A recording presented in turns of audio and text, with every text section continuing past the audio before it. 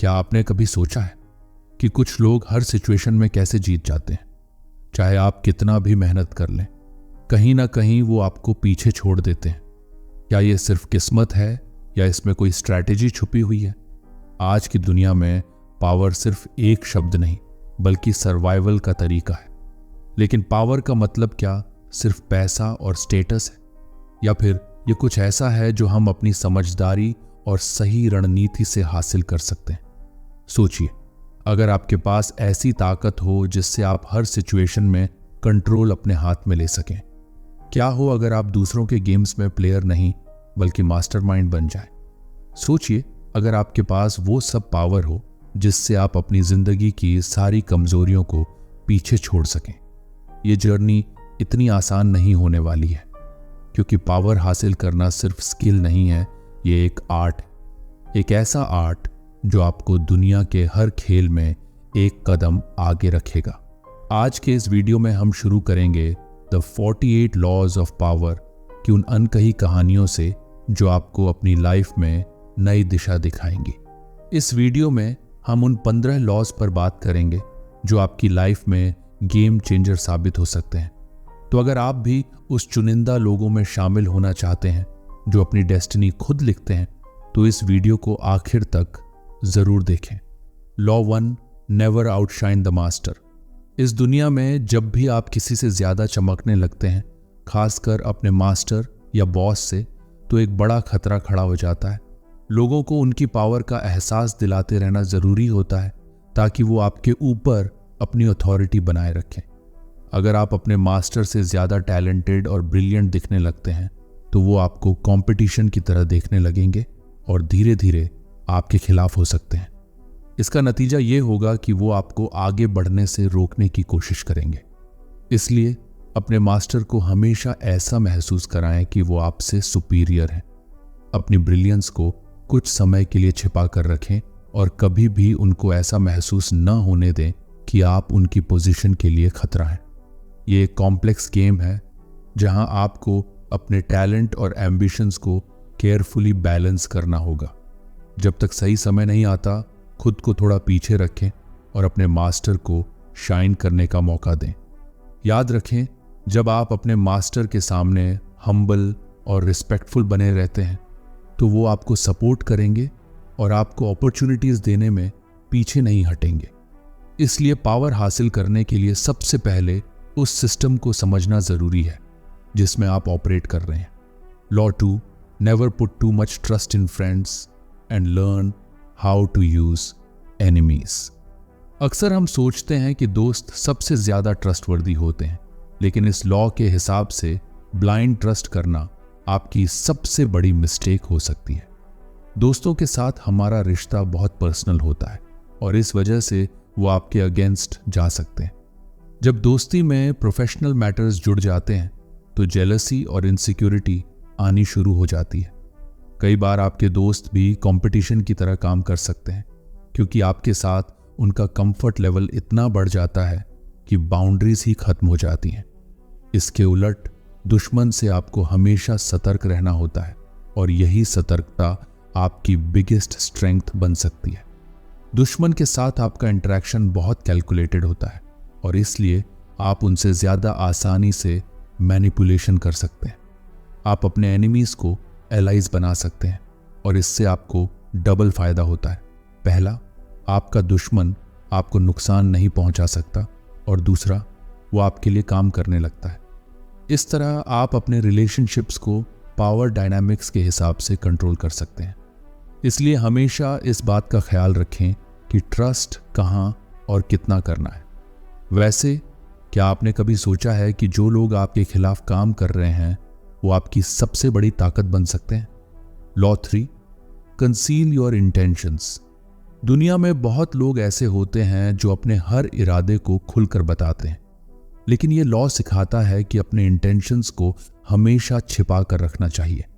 जब लोग आपके हर कदम को पहले से ही समझ जाते हैं, तो आप उनके हाथ में एक ओपन बुक की तरह हो जाते हैं। इसका मतलब है कि वो आपकी हर चाल को एंटिसिपेट कर सकते हैं और आपको मैनिपुलेट भी कर सकते हैं। अपने इरादों को छिपाने से आप अपने ऑपोजिशंस और कॉम्पिटिटर्स को कंफ्यूज कर सकते हैं। जब तक लोग आपके असली मकसद को नहीं समझेंगे तब तक वो आपकी स्ट्रैटेजीज के खिलाफ कोई काउंटर अटैक नहीं कर पाएंगे। इसके अलावा आपकी अनप्रिडिक्टेबिलिटी ही आपकी सबसे बड़ी ताकत बन जाती है। सोचिए, अगर आप किसी नेगोशिएशन या डील में अपनी पूरी स्ट्रैटेजी पहले ही रिवील कर दें तो दूसरा पक्ष अपने हिसाब से तैयारी कर लेगा। लेकिन अगर आप अपने इरादे को एक मिस्ट्री बनाए रखें तो लोग आपके कदमों को समझ नहीं पाएंगे और आपको अंडर एस्टिमेट करेंगे। यही वो मोमेंट होता है जब आप अपनी असली ताकत दिखा सकते हैं और जीत हासिल कर सकते हैं। लॉ 4, ऑलवेज से लेस देन नेसेसरी।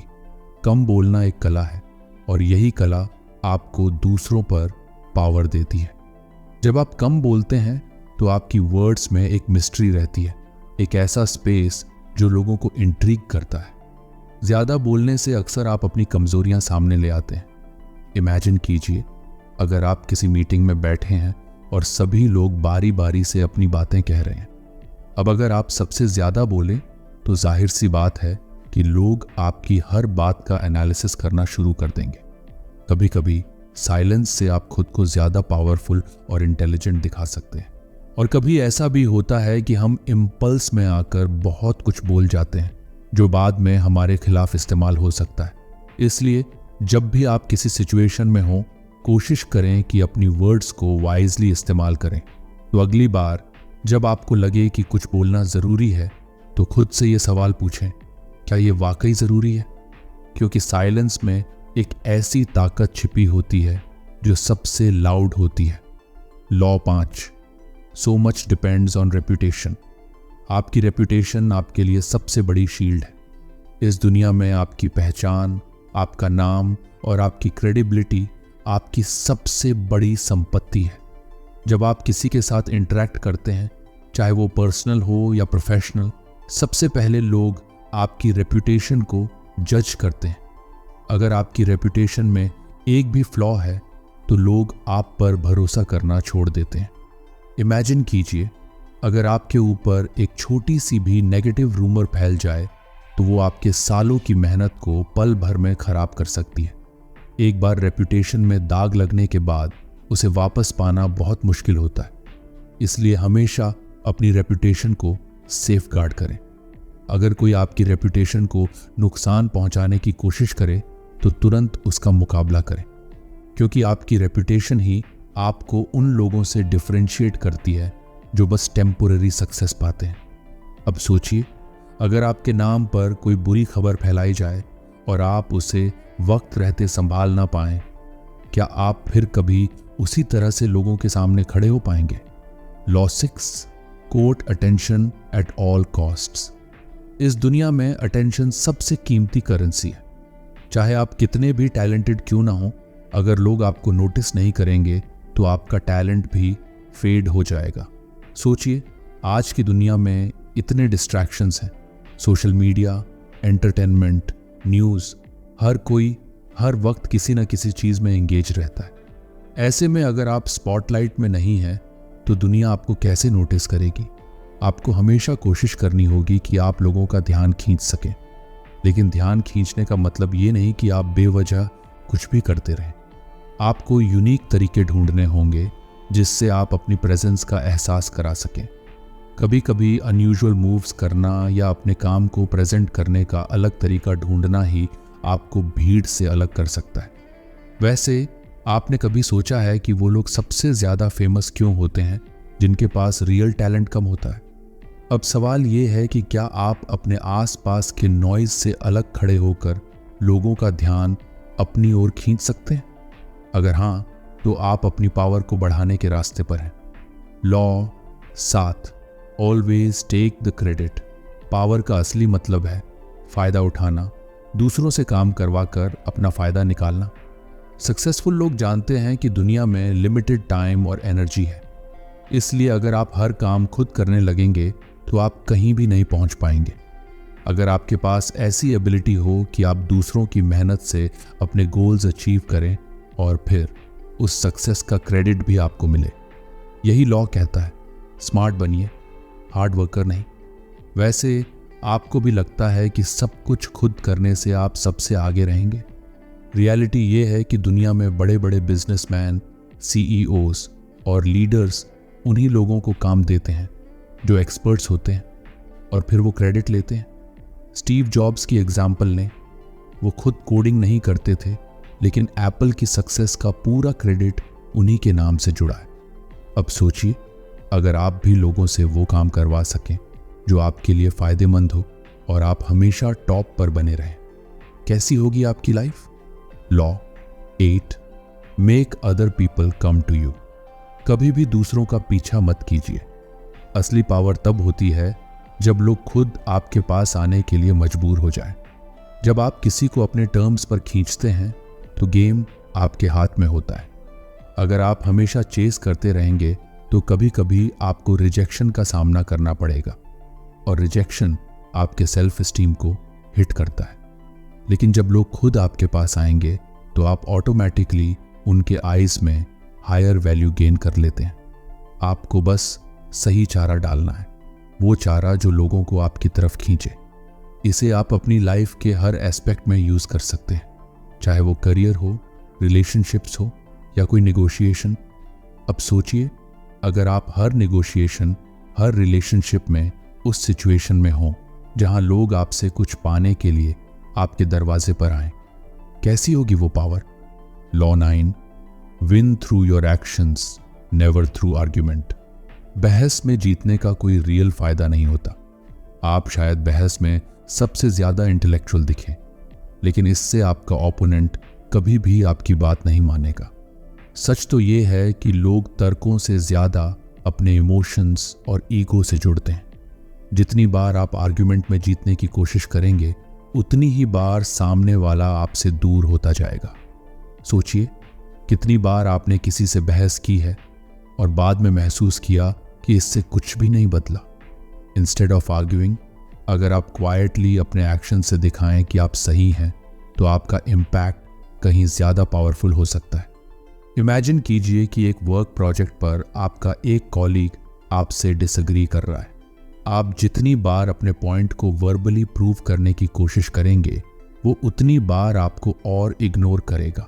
लेकिन अगर आप साइलेंटली काम में अपनी स्किल्स दिखा दें, तो आपके एक्शन से वो खुद मानने को मजबूर हो जाएगा। और हाँ, अगर आपको लगता है कि एक्शंस में एफर्ट ज्यादा लगता है, तो सोचिए, क्या हर बार की बहस में वक्त बर्बाद करना बेहतर है या एक बार काम कर देना? एक्शंस में वो वेट होता है जो वर्ड्स में नहीं होता। जब आप रिजल्ट्स दिखाते हैं तो लोग नेचुरली आपकी बात मानने लगते हैं, क्योंकि फैक्ट्स कभी झूठ नहीं बोलते। एक शांत वॉरियर बने जो बिना चीखने चिल्लाने के अपने रास्ते में आने वाले हर ऑब्स्टिकल को पार कर लेता है। क्या आप भी वो वॉरियर बनना चाहते हैं जो हर सिचुएशन को अपने एक्शन से कंट्रोल करता है? तो फिर नेक्स्ट लॉ आपके लिए है, जो आपको नेगेटिविटी से बचने का सबसे बड़ा सीक्रेट देगा। Law 10, infection, avoid the unhappy and unlucky. Negative energy contagious होती है। जितना आप अनहैप्पी और अनलकी लोगों के साथ टाइम स्पेंड करेंगे, उतना ही उनका बैड लक आपकी लाइफ में भी होगा। चाहे आपको लगे कि आप उन्हें बचा सकते हैं या उन्हें मोटिवेट कर सकते हैं, लेकिन रियलिटी में ये लोग आपको भी अपने साथ खींच लेंगे। सोचिए, अगर आपके सबसे करीबी लोग हमेशा शिकायत करते रहते हो, तो क्या आप खुद कभी पॉजिटिविटी से भर पाएंगे? नेगेटिव लोग अपनी एनर्जी दूसरों में ट्रांसफर करने में मास्टर होते हैं और आप बिना रियलाइज किए ही उनकी तरह सोचने लगते हैं। इमेजिन कीजिए, आपका एक दोस्त हर वक्त अपनी फेलियर स्टोरीज सुनाता रहता है। काम नहीं मिला, लोग उसकी कद्र नहीं करते, दुनिया अनफेयर है। अगर आप बार बार वही बातें सुनेंगे तो कहीं ना कहीं आपका सबकॉन्शियस माइंड भी उस नेगेटिविटी को अब्जॉर्ब करने लगेगा। रिजल्ट, आप खुद भी डिमोटिवेटेड और डिफीटेड फील करने लगेंगे। वैसे कभी सोचा है कि आप क्यों ऐसे लोगों के साथ ज्यादा वक्त बिताते हैं? क्या ये इसलिए है क्योंकि आपको लगता है कि उन्हें आपकी जरूरत है? लेकिन याद रखिए, आपकी पहली जिम्मेदारी खुद के लिए है। आपकी सबसे बड़ी स्ट्रेंथ तब होती है जब आप अपने आसपास पॉजिटिविटी और सक्सेस ओरिएंटेड लोगों को रखें। हैप्पी और सक्सेसफुल लोग आपको ऊपर खींचते हैं, न कि नीचे गिराते हैं।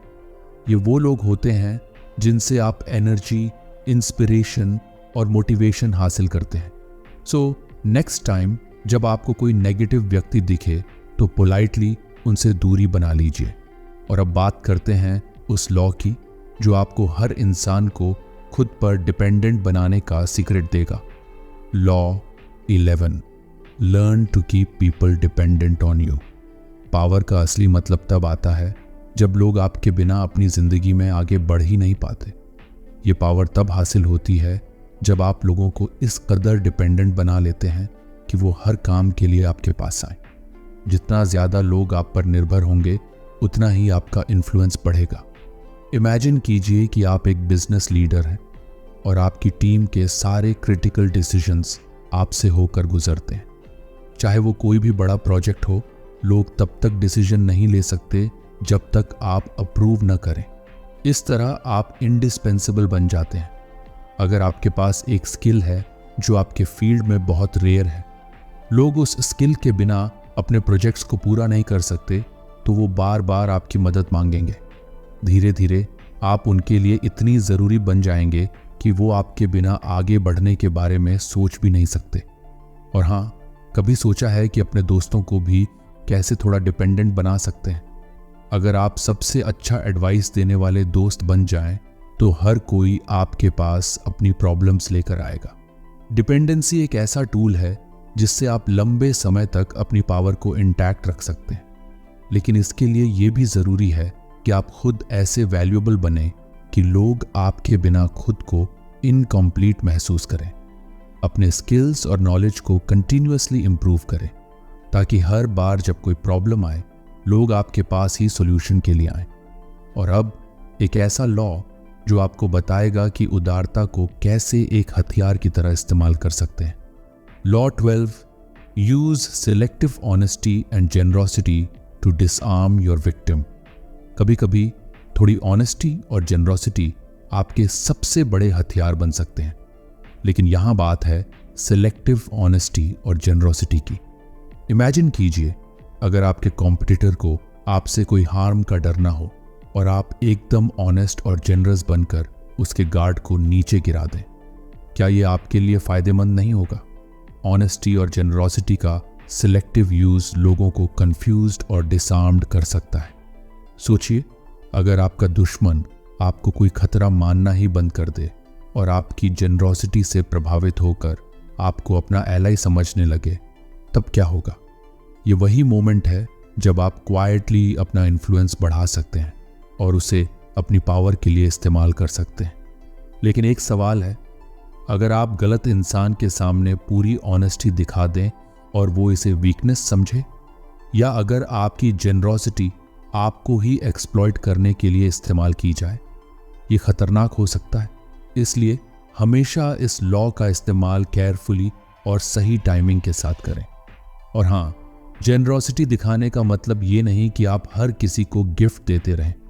इसका मतलब है कि स्ट्रेटेजिकली सही इंसानों के सामने काइंडनेस दिखाएं और अपनी असली इंटेंशंस को छिपाए रखें। सिलेक्टिवली ऑनेस्ट और जेनरस होना आपको एक ऐसा इमेज देता है जो आपको अप्रोचेबल और ट्रस्टवर्दी बनाता है। लेकिन असली पावर तब आती है जब आप अपनी जेनरोसिटी को सही समय पर सही जगह इस्तेमाल करते हैं और फिर क्वाइटली अपने मकसद को पूरा करते हैं। अगर आप सिलेक्टिव ऑनेस्टी के जरिए अपने सबसे बड़े कॉम्पिटिटर को अपना दोस्त बना लें, क्या पावर का इससे बड़ा उदाहरण हो सकता है? Law 13, pose as a friend, work as a spy. Power का असली खेल अक्सर उस इंफॉर्मेशन पर डिपेंड करता है जो आपके पास है, लेकिन कभी कभी इस इंफॉर्मेशन को हासिल करने के लिए आपको अपने दुश्मनों के करीब जाना पड़ता है। इसीलिए ये लॉ कहता है कि दुश्मन के सामने दोस्त बनो, लेकिन असल में एक जासूस की तरह काम करो। अगर आपका सबसे बड़ा कॉम्पिटिटर आपको अपना दोस्त समझ ले और आपके सामने अपने सारे सीक्रेट्स खोल दे, आपको हर उस वीकनेस के बारे में पता चल जाए जिसका इस्तेमाल आप उसके खिलाफ कर सकते हैं। अब सवाल ये है कि आप ऐसा कैसे कर सकते हैं? सबसे पहले आपको उसके ट्रस्ट को गेन करना होगा। धीरे धीरे ऐसे बिहेव करें जैसे कि आप उसके सबसे बड़े सपोर्टर हैं। उसे ये एहसास होने दें कि आप उसकी सक्सेस चाहते हैं, लेकिन असल में हर मोमेंट में आप उसके वर्ड्स, एक्शंस और प्लान्स पर नज़र रखेंगे। उसकी हर वीकनेस, इनसिक्योरिटी और फियर को नोट करें। वैसे कभी सोचा है कि आपके दोस्त भी आपकी जासूसी कर रहे हो सकते हैं? थोड़ा पागल होना कभी कभी गलत नहीं होता। जब आप इंफॉर्मेशन गैदर कर लें तब उसे केयरफुली इस्तेमाल करें। रिमेंबर, एक स्पाई का काम सिर्फ जानकारी हासिल करना नहीं, बल्कि उस जानकारी को सही वक्त पर सही तरीके से इस्तेमाल करना है। यही पावर का असली खेल है, कंट्रोल विदाउट सस्पिशन। अब सोचिए, अगर आप अपने सबसे बड़े कॉम्पिटिटर की हर सीक्रेट स्ट्रैटेजी को जान लें और वो आपको एक भरोसेमंद एलाई समझता रहे, क्या उससे बड़ा वेपन आपके पास हो सकता है? Law 14, crush your enemy totally. Power के खेल में एक सबसे बड़ी गलती जो लोग करते हैं वो है अपने दुश्मन को पूरी तरह खत्म न करना। लॉ 14 आपको एक सिंपल लेकिन ब्रूटल लेसन सिखाता है। अगर आपने अपने कॉम्पिटिटर को हाफ डिफीट करके छोड़ दिया, कुछ समय बाद वो फिर से उठ खड़ा हुआ और इस बार पहले से भी ज्यादा ताकतवर बनकर वापस आया, क्या आप इस रिस्क को अफोर्ड कर सकते हैं? नहीं कर सकते। यही कारण है कि जब आप अपने दुश्मन को हराएं तो उसे पूरी तरह से खत्म कर दें। हाफ मेजर्स से कभी भी लॉन्ग टर्म पावर हासिल नहीं होती। अगर आपके दुश्मन के पास वापसी का कोई भी रास्ता बचा है तो वो एक दिन फिर से आपके खिलाफ खड़ा हो सकता है। इसीलिए उसे हराने के बाद उसे कोई मौका मत दीजिए। ये सुनने में थोड़ा हार्श लग सकता है, लेकिन पावर का खेल हमेशा काइंड या फेयर नहीं होता। वैसे सोचिए, अगर सुपर हीरो मूवीज में विलन को आधा हराकर छोड़ दिया जाए, सीक्वल में वही विलन और भी पावरफुल बनकर वापसी करता है।